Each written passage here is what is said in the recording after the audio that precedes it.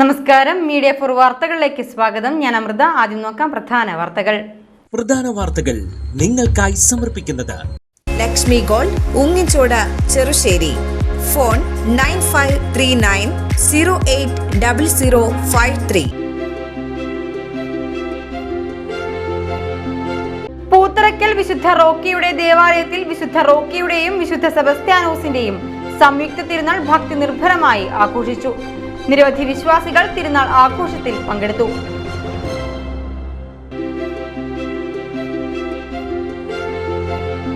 Palassery Narayanamangalam residents അസോസിയേഷന്റെയും Vasan eye care ആശുപത്രിയുടെയും സംയുക്ത ആഭിമുഖ്യത്തിൽ സൗജന്യ നേത്ര പരിശോധന ക്യാമ്പ് സംഘടിപ്പിച്ചു. പാലശ്ശേരി കലാദർ കലാമന്ദിറിലാണ് ക്യാമ്പ് നടത്തിയത്. കേരള വ്യാപാരി വ്യവസായി ഏകോപന സമിതി അവണിശ്ശേരി യൂണിറ്റ് വാർഷിക പൊതുയോഗം നടന്നു. യൂണിറ്റിന്റെ പുതിയ ഭാരവാഹികളെ യോഗത്തിൽ തിരഞ്ഞെടുത്തു.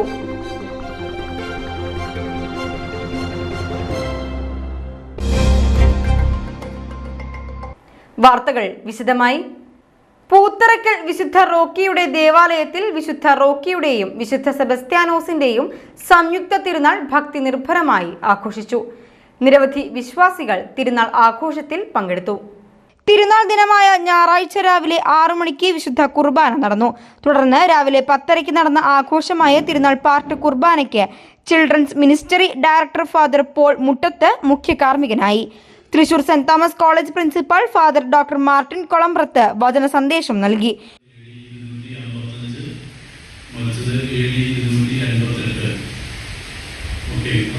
ഏകദേശം ഒരു 1000 വർഷം കഴിഞ്ഞപ്പോഴാണ് നിങ്ങളുടെ വിശുദ്ധൻ, നമ്മുടെ വിശുദ്ധനായ റോക്കി പുണ്യവാൻ ജനിക്കുന്നതും ജീവിക്കുന്നതും. രണ്ട് ഡേറ്റുകൾ കാണുന്നുണ്ടെങ്കിലും 1347 മനസ്സിലാക്കണം.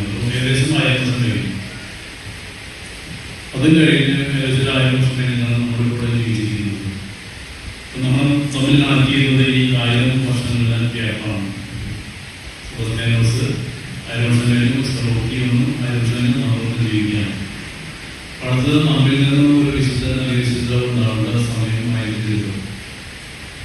വിശുദ്ധരെ സംബന്ധിച്ച് പറയുമ്പോൾ സെബസ്ത്യാനോസും റോക്കിയും, സെബസ്ത്യാനോസും ഒരുപാട് കേട്ടുകളാണ്. റോക്കി പുണ്യവാൻ ഫ്രാൻസിന്റെ അതിർത്തിയിലുള്ള ഒരു പ്രദേശത്തിന്റെ ഗവർണറുടെ മകനായിട്ട് ജനിച്ചതാണ്. ഗവർണറുടെ മകൻ മോൺപെലിയർ എന്നാണ് സത്യത്തിൽ. മോൺപെലിയർ മകനായിരുന്നു.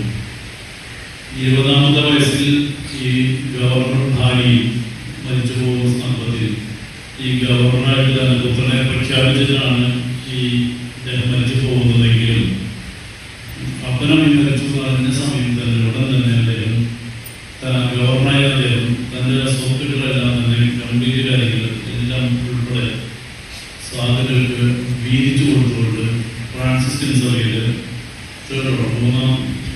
മൂന്നാം സഭയിൽ ചേർന്ന് അദ്ദേഹം ഫ്രാൻസിൽ നിന്ന് ഇറ്റലിയിലേക്ക് റോമിലേക്ക് ഒരു തീർത്ഥാടന പുറപ്പെട്ടാണ്.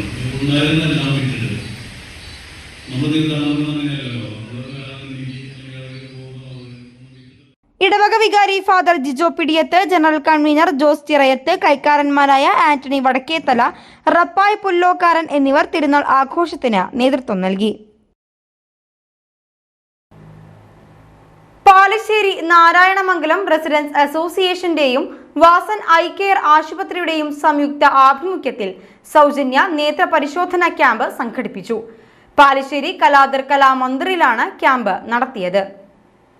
ഞായറാഴ്ച രാവിലെ 10 മണി മുതൽ ഉച്ചയ്ക്ക് 1 മണി വരെയാണ് ക്യാമ്പ് നടന്നത്. അവണിശ്ശേരി ഗ്രാമപഞ്ചായത്ത് ക്ഷേമകാര്യ standing committee chairman VI Johnson camp ഉദ്ഘാടനം ചെയ്തു.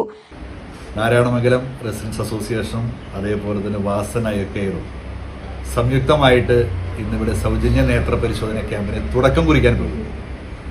നമുക്കറിയാം, നേരത്തെ ദിവാരേട്ടൻ പറഞ്ഞ പോലെ 8 വർഷക്കാലത്തോളമായിട്ട് നമ്മുടെ ഈ വഴിയിലും അതേപോലെ തന്നെ പരിസര പ്രദേശത്തും സാമൂഹികപരമായ സാംസ്കാരികപരമായ വിദ്യാഭ്യാസ രംഗത്തും കൊറോണ കാലഘട്ടത്തിലൊക്കെ അതിരൂക്ഷമായ രീതിയിലുള്ള നല്ല രീതിയിലുള്ള പ്രവർത്തനങ്ങൾക്ക് തുടക്കം കുറിക്കുവാൻ സാധിച്ചു എന്നുള്ളതാണ് നാരായണമംഗലം റെസിഡൻസ് അസോസിയേഷനെ കുറിച്ച് പൊതുജനം വീക്ഷിച്ചുകൊണ്ടിരിക്കുന്നത്.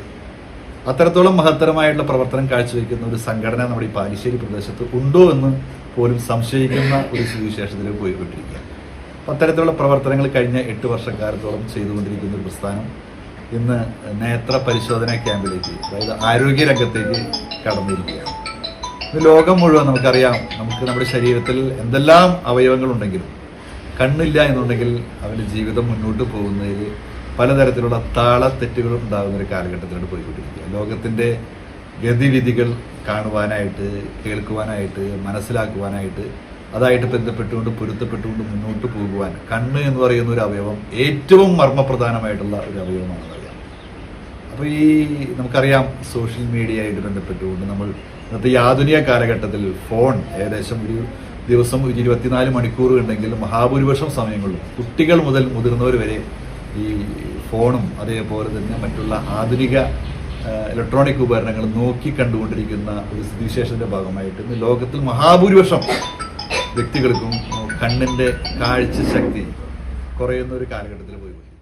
Residence association president TR Unnikrishnan അധ്യക്ഷത വഹിച്ചു. വികസനകാര്യ standing committee chairperson Vinaya Sachin മുഖ്യാതിഥിയായി. പഞ്ചായത്ത് മെമ്പർ സിമി പ്രദീപ്, KK ദിവാകരൻ, സുരേഷ് ആഞ്ചേരി, സന്ദീപ് സഹദേവൻ, രതീഷ് കരിപ്പേരിപ്പറമ്പിൽ, നിർമ്മല ദിവാകരൻ, കലേഷ് പനമ്പയിൽ, വിനു പനമ്പയിൽ, രമിത സുരേഷ് എന്നിവർ സംസാരിച്ചു. തിമിര നിർണയം, കാഴ്ചശക്തി നിർണയം എന്നിവ നടന്ന ക്യാമ്പിൽ നേത്രരോഗങ്ങൾക്കുള്ള പരിശോധന സൗജന്യമായിരുന്നു. പരിശോധനയിൽ തുടർ ചികിത്സ ആവശ്യമായവർക്ക് വാസൻ ഐ കെയർ തുടർ ചികിത്സ നൽകും. കേരള വ്യാപാരി വ്യവസായി ഏകോപന സമിതി അമിനിശ്ശേരി യൂണിറ്റ് വാർഷിക പൊതുയോഗം നടന്നു. യൂണിറ്റിന്റെ പുതിയ ഭാരവാഹികളെ യോഗത്തിൽ തിരഞ്ഞെടുത്തു. കേരള വ്യാപാരി വ്യവസായി ഏകോപന സമിതി ജില്ലാ പ്രസിഡന്റ് KV അബ്ദുൽ ഹമീദ് വാർഷിക പൊതുയോഗം ഉദ്ഘാടനം ചെയ്തു. പല സ്ഥലത്തും ഇതോടൊപ്പം ഒരു പരീക്ഷണങ്ങൾ നടത്തിയിട്ടുണ്ട്.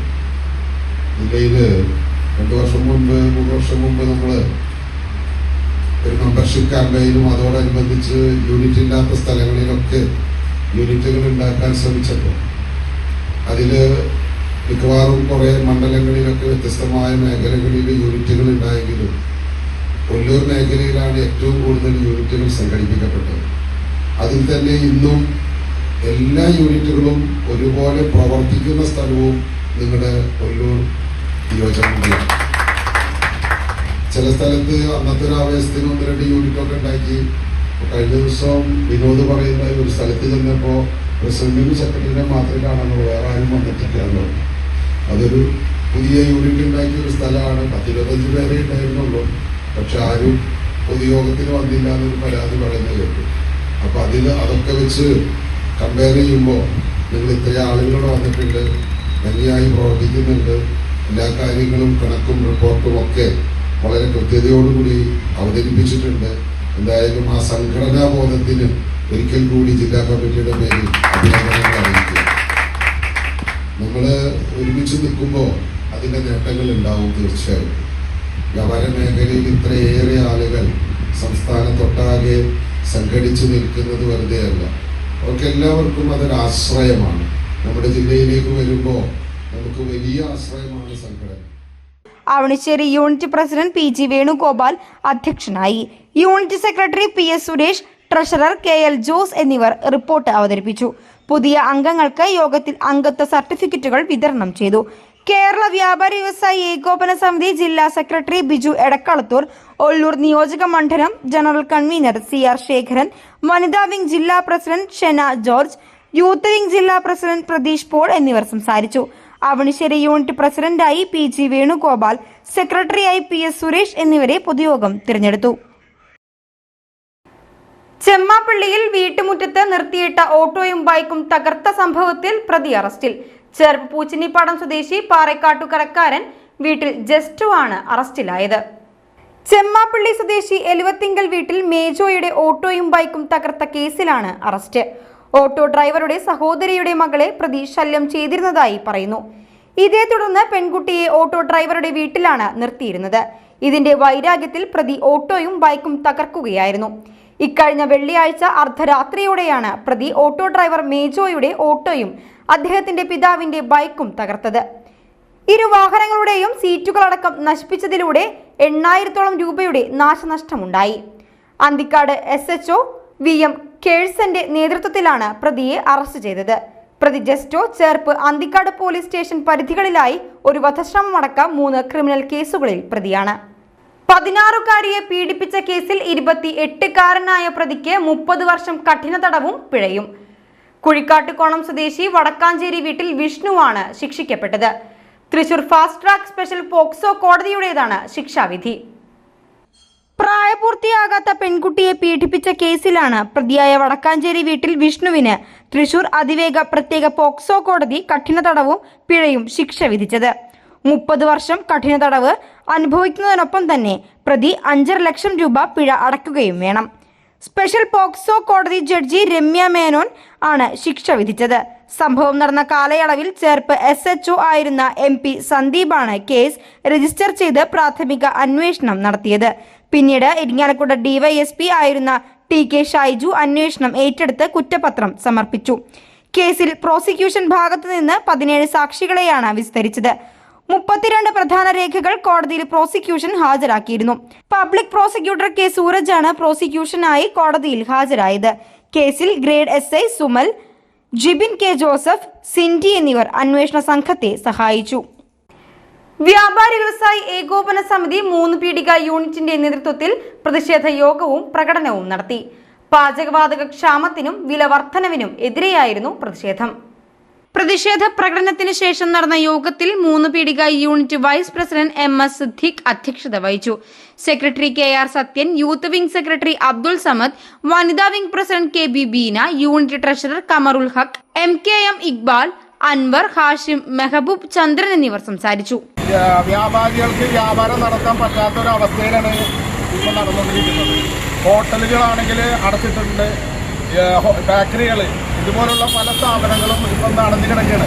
സത്യത്തിൽ ചെറുപ്പക്കാരായാലും പ്രായമുള്ളവരായാലും ഒരു ചായ കുടിക്കണമെന്ന് തോന്നിക്കഴിഞ്ഞാൽ ഇന്നൊരു ഹോട്ടൽ തുറന്നിട്ടില്ല. ആ ഒരു അവസ്ഥയിലാണ് പോയിക്കൊണ്ടിരിക്കുന്നത്. വാണിജ്യ സിലിണ്ടറിന്റെ വില കൂടിയതാണ്. അതായത് ഒരു ഒടുക്കത്തെ വിലയാണ് കൂടിയേക്കുന്നത്. നിസ്സാര വിലയല്ല. 3000 രൂപയാണ്. 1000 എത്രയായിരുന്നു? 1500 ആയിരുന്നു. വെറും 3000 രൂപയിലേക്കാണ് പോയേക്കുന്നത്. അപ്പൊ സത്യത്തിൽ പറഞ്ഞു കഴിഞ്ഞാൽ വ്യാപാരം നടത്താൻ പറ്റാത്ത ഒരു അവസ്ഥയിലാണത് പോയിരിക്കുന്നത്. അപ്പൊ കട അടച്ചതല്ലാണ്ട് വേറെ മാർഗമൊന്നുമില്ല.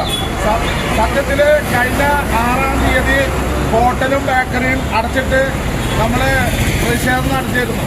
അതിന് യാതൊരു കേന്ദ്രത്തിൽ നിന്ന് യാതൊരു ഇതും ഇല്ലാത്തതിന്റെ അടിസ്ഥാനത്തിൽ നമ്മുടെ തൃശ്ശൂർ ജില്ലാ യൂത്ത് വിങ്ങിന്റെ സംഘടനാ പ്രവർത്തകർ ഒന്നിച്ച് ശക്തൻ തമ്പുരാൻ ബസ് സ്റ്റാൻഡിനോട് സമമായിട്ട് ഇന്ന് 11:30 മണിക്ക് അവിടെ വലിയ ഒരു പ്രതിഷേധ യോഗം നടത്തുന്നുണ്ട്. എടത്തിരുത്തി സർദാർ ഗ്രാമീണ വായനശാലയുടെ ആഭിമുഖ്യത്തിൽ വായനക്കളരി ബാലവേദി ക്യാമ്പ് സംഘടിപ്പിച്ചു. Taluk library council president MS Mohandas camp ഉദ്ഘാടനം ചെയ്തു.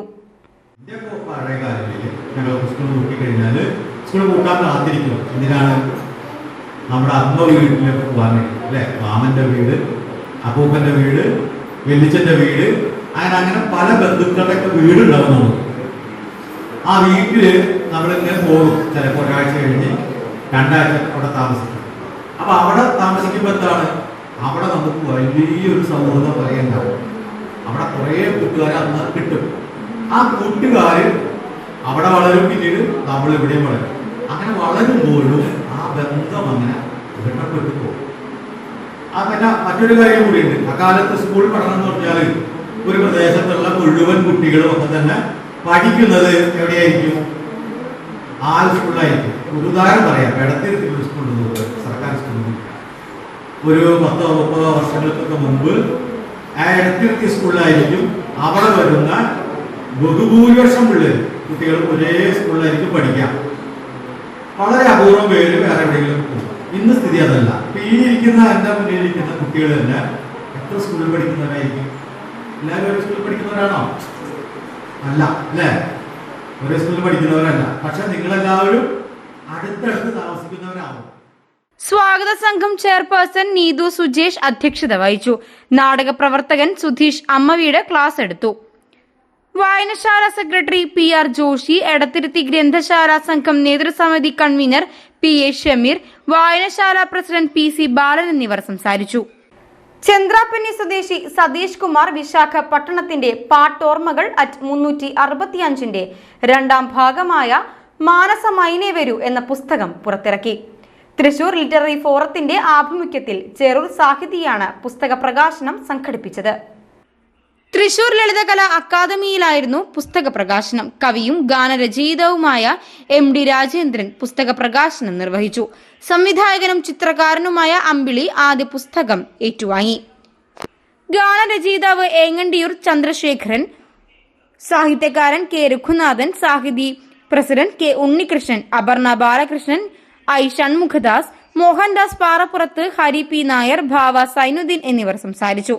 തുടർന്ന് നടന്ന പുസ്തക ചർച്ചയിൽ ഗാനരചയിതാവും കവിയുമായ രാജീവ് ആലുങ്കൽ മുഖ്യാതിഥിയായി.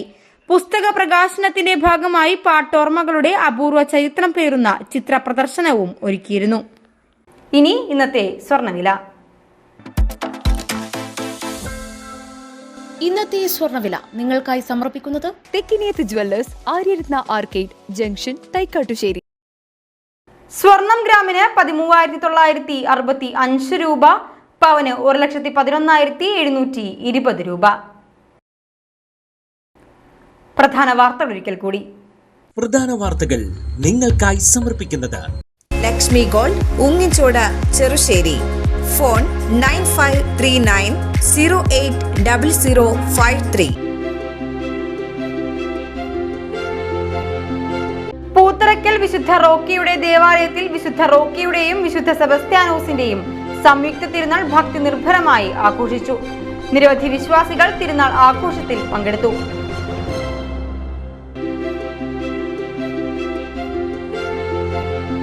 പാലശ്ശേരി നാരായണമംഗലം റെസിഡൻസ് അസോസിയേഷന്റെയും വാസൻ ഐ കെയർ ആശുപത്രിയുടെയും സംയുക്ത ആഭിമുഖ്യത്തിൽ സൗജന്യ നേത്ര പരിശോധന ക്യാമ്പ് സംഘടിപ്പിച്ചു. പാലശ്ശേരി കലാദർ കലാമന്ദിറിലാണ് ക്യാമ്പ് നടത്തിയത്. കേരള വ്യാപാരി വ്യവസായി ഏകോപന സമിതി അവനിശ്ശേരി യൂണിറ്റ് വാർഷിക പൊതുയോഗം നടന്നു. യൂണിറ്റിന്റെ പുതിയ ഭാരവാഹികളെ യോഗത്തിൽ തിരഞ്ഞെടുത്തു.